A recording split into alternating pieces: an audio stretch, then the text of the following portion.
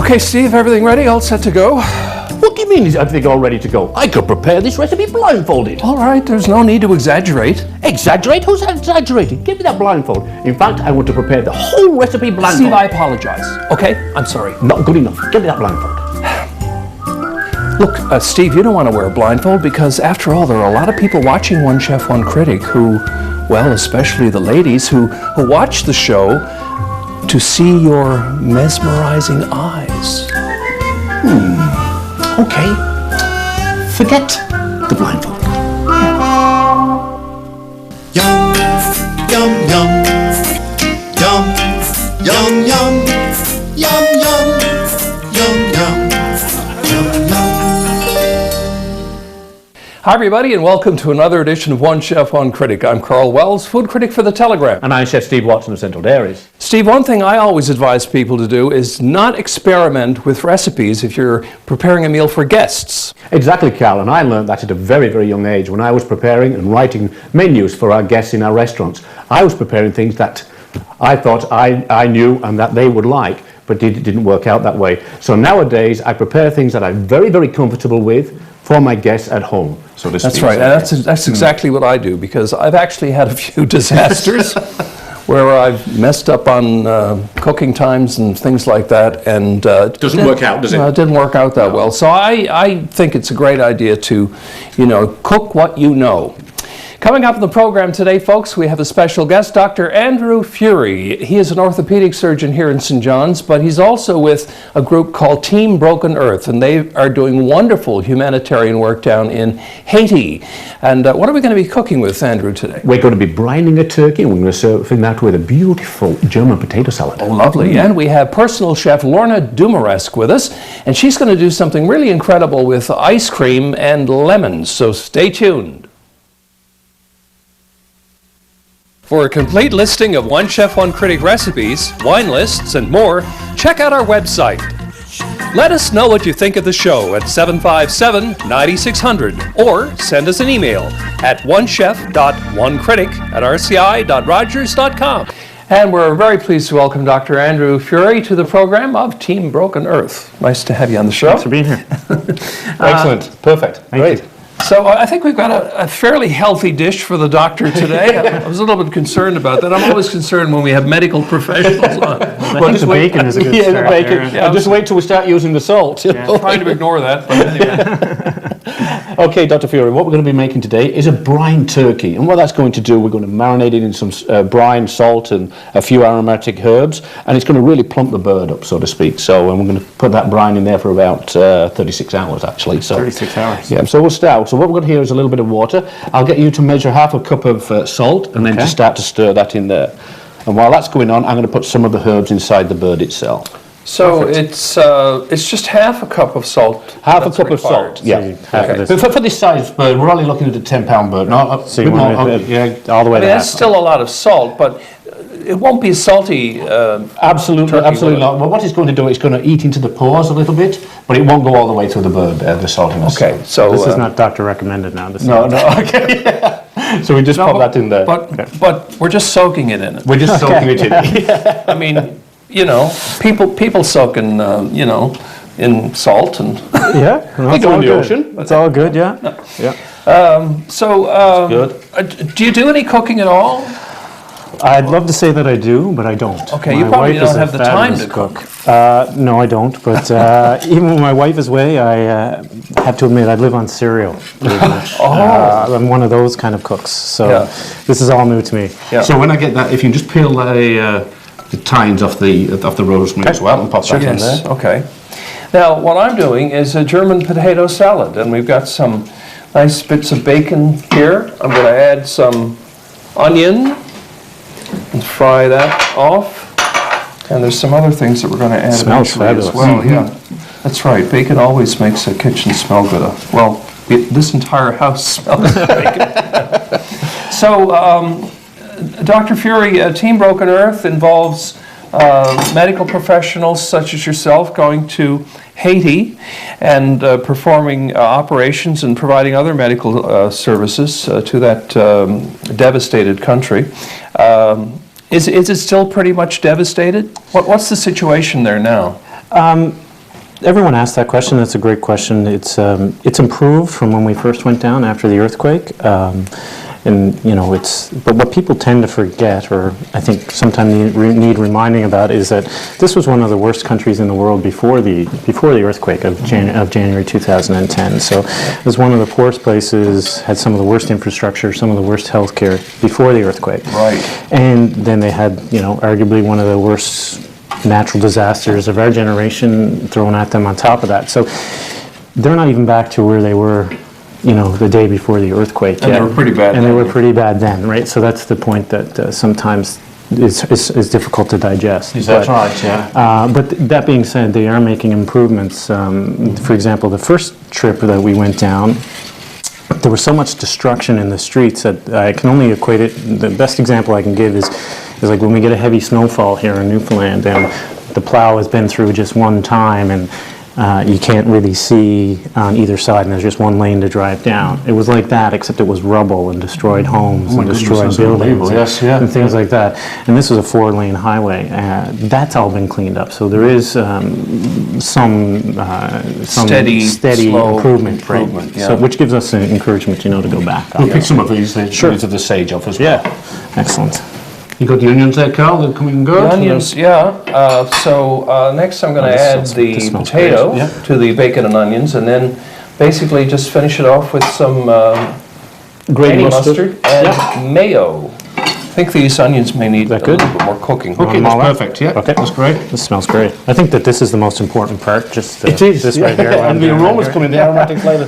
So I've stuffed the bird, I put some cinnamon sticks in there, I put some leaf parsley, some sage, and I put some bay leaves in there as well, so that's perfect. Andrew, describe a typical trip to Haiti. What actually, is your setup down there, and how does it all come together? So a lot of the work begins before we go down. We establish good relationships with the people in the hospital that we work at. So they begin to organize cases for us and talk to other hospitals about what areas of expertise that we'll have coming. But it generally involves 30 medical professionals, nurses, physiotherapists, and physicians. And we hit the ground right away running. The nurses start right away on their shift as soon as they get off the plane, whether it's in emergency or pediatrics. And then we take over this hospital. Not take over, we help run the hospital for a week. And that involves critical care nurses teaching in the critical care, nurses teaching in pediatrics. And we basically help run that hospital for a week. And so they're able to do more cases, see more patients. And on top of just the sheer caseload of it, they're actually able to learn more, and we're able to grow our relationships and help build an education experience out of this for everybody, for us and for them. How many surgeries would you perform when you're down there? I'll just take that. Yeah, sure. Typically. We typically perform about 40 to 50 surgeries per week. Yeah.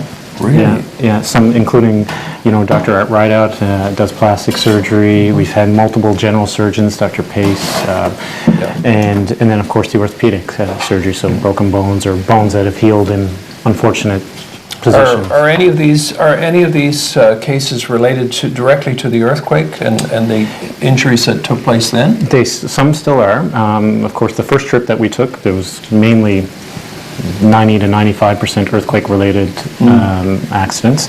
And then every time we go back, there's less and less. But Port-au-Prince is a city the size of Toronto, really. It's about 3 million people. I had no idea it was that large. Yeah, it's close to Toronto, between Toronto and Vancouver. And so they have day-to-day accidents, day-to-day heart attacks, day-to-day motor vehicle collisions, but they don't have the infrastructure or the medical personnel there to deal with it. So to answer your question, I'm seeing less of the earthquake-related things, but still some, and more of the day-to-day medical emergencies that they're just not equipped to deal with. Yeah. Okay, So what's the next step? Okay, what I've done, I've got a styrofoam container there. I'm just going to put the bird, pop it in there, like so. Impressive. And then we'll put our brine in there that you've... This is the most important part of it. Absolutely. There, and then I'm going to cover that with water, put some ice in there, and then about between 30 to 36 hours I will leave that. But keep replenishing it with a little bit more ice so it retains that temperature. So do you fill it right to the top with water? Just to cover the bird. Just to cover the bird, and that's what I will do right now with some ice water. then I will cover it with the top and probably pop it in the basement, you see, so. And you just let it sit. Just let it sit. Don't do anything else. It'll retain all those flavours going through it now, so. Beautiful, I can smell it now. And you'll add ice to this now on top of it? I will add some ice to it and just pop it into the basement. Yeah, correct. Okay, and I'm going to add the potato to my mixture of onion and bacon. That just smells fantastic. It does, doesn't it? Yeah. How many people, or I'm sorry, not how many, but are all of the people who go with you, from Newfoundland and Labrador, and are they the same people all the time? Yeah. Or So Broken Earth has grown to include other provinces now, but our teams have always been Newfoundlanders and Labradorians. Okay. It started just in St. John's, but Yep. now this trip we've got some people coming from Grand Falls and from Corner Brook as well. Right. But all Newfoundlanders and Labradorians on our own teams, and then the Calgary team that followed us at one point. Of course, they were spearheaded by Newfoundlander, but they were all from Alberta. Yeah. And now there's going to be a team from Dalhousie, Halifax, spearheaded by Newfoundlander, but coming out of Halifax. So yeah, it's good. Good. Okay. I'm going to leave this with you guys and head to the wine cellar because I want to check out some of the. There may not be any left. Well, there may not pretty be, hungry. but I'll take the turkey. Talking about turkey, Doctor, if you just want to stand to the side there, and from the wonders of TV and everything Wow. else. So that's really what was smelling so This good. is what we can smell so good in the kitchen here, yes. And you'll see how plump this bird is. There we go, look. And that has been in the oven for about 3.5 hours. I took it out of the brine, little seasoning, little bit of oil really on the top smell of it. the Oh cinnamon, my goodness. Oh, it goes all the way, permeates the meat, that's for sure. And nice and plump as well. Smells German potato fantastic. salad, a little bit of partridge berry chutney. That smells absolutely fantastic. Good. Yeah. Hi, Tracey Rowe. Hey, Karl, how are you? I'm great. Excellent. Listen, we've got brine turkey today, which sounds really salty, but actually I'm told it's not going to be that salty, so I'm looking for a nice wine to go with this succulent turkey that we prepared. Excellent. Well, I have 3 wines for you to try. We have the Taz Sketches Chardonnay from Niagara.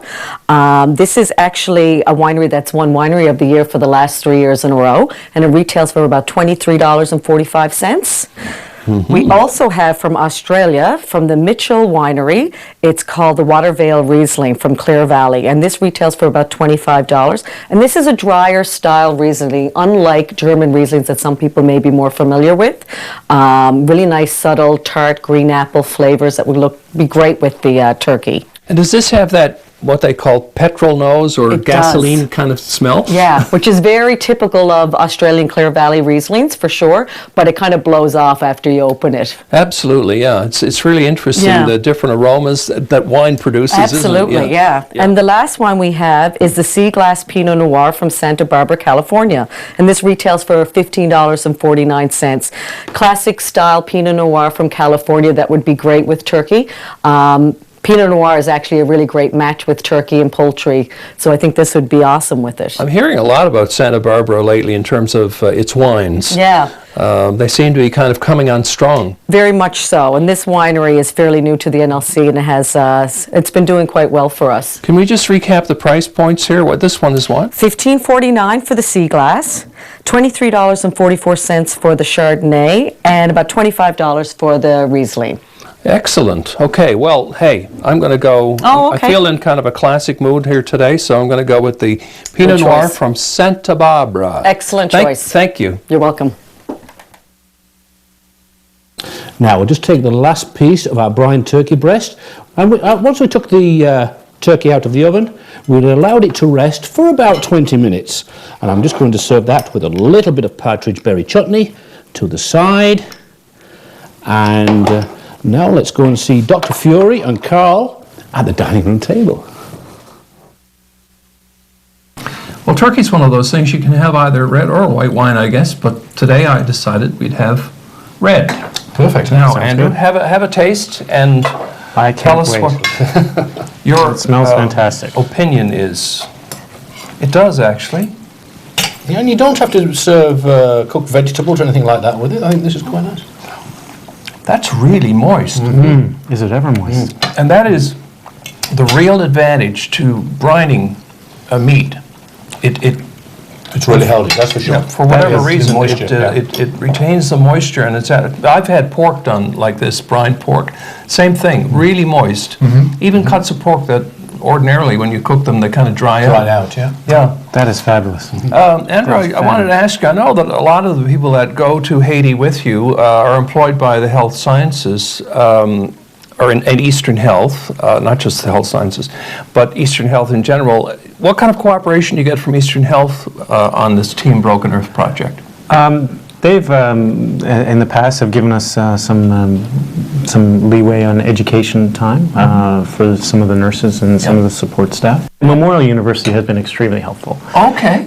They've been, the Dean of Medicine has actually been down with us, and Memorial's just, anytime we've asked for some help in one way or another, they've always been there. They've been very supportive and very, very helpful. Yeah. Just tremendous help. I was going to say funding, corporate support, people donating money, individuals donating. How do you get the money to pull this off? Yeah, it started out initially and still is largely contributions from individual Newfoundlanders and Labradorians, and now across the country by other Canadians. $10 here, $20 there. It all helps, doesn't It all helps, and people feel like they're giving as a part of the cause, and that's really important. And on top of that, we've been lucky enough to have this a fundraiser every year with some great talent, some great cuisine. That's at the Geo Center, right? Yeah, at the Geo Center. We've had the likes of Jeremy Charles, Todd Perrin, and Alan Doyle, and Great Big Sea, and Andrew O'Brien, and they all really very cause, support the cause. So that generates some money. It's wonderful to see everybody coming together for this project. So how long do you see this continuing? Until the need doesn't exist anymore? Yeah, well, the goal is to work yourself out of a job here so that, they're able to perform all this is totally self-sustainable. And as long as we have interest and as long as they'll have us in one way or another, we hope to be involved. And this wasn't a project we started with a start and end date. No. It's just something that's evolved over time and continues to evolve, so we'll see how it goes. What triggered it? Was it watching those images of the earthquake on television for you? Or what was it? Believe it or not, yes. Yeah. When we saw the imaging coming into to my house on the TV, myself and my wife said, and she's an emergency room physician, how can we help here? So I got on the phone and started making calls to the United States, where I did some of my training, and we went down. I knew that the people who were going to be injured were going to have orthopedic injuries. They weren't going to die of their broken legs, but they'd survive and need help. And so that was believe it or not, that was the first. Well, what you're doing is absolutely fantastic, and we're also very proud of you and all of the people who go down there with you. It's a big team, nurses and doctors and physiotherapists. I just happen to be enjoying this meal on their behalf today. It's just amazing, and I congratulate you for all of the good work that you've done. Thanks very much. Cheers. Thank you for being on the program thank you today. for having me. And coming up next on One Chef, One Critic, we have a personal chef with us. Her name is Lorna Dumaresque, and Lorna is going to make a very simple, elegant dessert from ice cream that's just going to really knock your socks off. Stay tuned. You've seen the show, and now there's a book. Cooking with One Chef, One Critic by Karl Wells with Steve Watson features 120 recipes, more than 200 photos, and plenty of behind-the-scenes stories from this long-running series. Cooking with One Chef, One Critic is available now. Well, personal chefs are becoming more and more popular these days. Now, with a personal chef, you can have the chef come to your home once a week and prepare all your meals for the week, some of which would possibly be put in the freezer for later use, or you can have the chef come to your home every day. It's really up to you what kind of arrangement you want to make with the personal chef. And we're very happy today, for the very first time, to have a personal chef on One Chef, One Critic.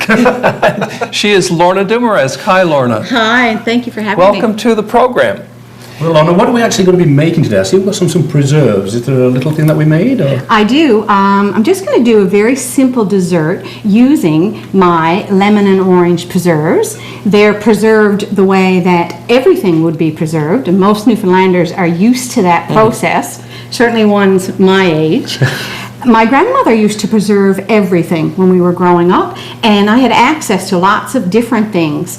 And when I became a personal chef, I decided to use some of the preserves in a different way.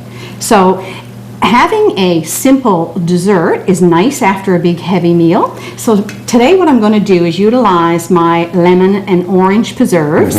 I went through the process of preserving them, and now they're just strained out here. This is what you get, this gorgeous like liquid little syrupy gold. And to make it a little different, to make our dessert different and exciting, I'm going to pair with my liquid preserve a high quality olive oil and sea salt. Sea salt? Which I'm going to serve on top of the ice cream. So let's just put it together. Can I just ask too, Lorna, what is actually in this apart from the lemon and the orange? Because I see, is that peppercorns? Yes, I added a bit of peppercorns, which, you know, sweet and savory sometimes makes a really nice combination. So the basis of the lemon and orange preserves is white wine, and then I use a champagne vinegar, nice high quality vinegar, a small amount of kosher salt, and I use honey as a sweetener. Oh, excellent. Very good, Yeah. So let's just pour some of our syrup in there. pour some of our syrup in. Now we're going to add some of our olive oil to that to give that a beautiful. Like you say, it's a high quality olive oil. And make it nice, rich, and gorgeous. So let's A nice scoop of scoop of Vanilla? ice cream. vanilla. It's vanilla because we want to taste what we have now. So we're just going to Repeat the process. repeat the process. Yes, not too heavy, but Yeah. you know we want enough so that we can taste it. Again, our gorgeous olive oil. Look at the blending of the colours Isn't there. isn't that gorgeous? I was going to say, it looks really pretty, actually. Yeah. And if you were having it at dinner, you may make a little bigger serving than this. So I'm going to Yeah. go very light with the sea salt, Salt, just yeah. for the process of. Yeah, I've never heard of putting salt on ice cream before. I know it's a little different, isn't it? Yeah. Karl? Strawberries with peppercorns maybe, but this is going to be very, very unique. Yeah. Well, I've got to taste this right away because like myself. you need it's to. such an interesting combination. And you're a cordon bleu chef yourself as well, correct? I trained at Le Cordon Cordon Bleu. Bleu, oh, Yes. it's amazing. Yes. Wow, Isn't that that nice? is really good. Like the olive oil does something, doesn't it? Yeah, And That is wicked. Yeah. Oh my goodness. richness of ice cream. You need to use an ice cream now with a high fat content, of course, Yep. to bring it all out. But it just does something. And I Wow. like the salt in it. Yeah. That is so good. Well, Lorna, thank you so much for coming on One Chef One Critic and telling us about all of this. And how do you like being a personal chef, by the way? You know what? It's a dream job, really. Okay. Yeah, it allows me to do what I like and work 9 to 5. Great. Good for you. Well, continued success. Thank you so much. And who knows, we may have you back sometime. Absolutely. Thank This you. was impressive. And that's it for this edition of One Chef, One Critic. Oh, Tracy, that has a nice bouquet. Well, actually, Karl, when you're smelling a young wine like this, you refer to the nose as aroma, and as a wine ages, you refer to the nose as bouquet. So, if this wine were, say, 6 years old, it would be bouquet? You'll be starting to refer to it as a bouquet. So young wine is it still has an aroma. Exactly. That's a neat thing to know. Thank you very much for that.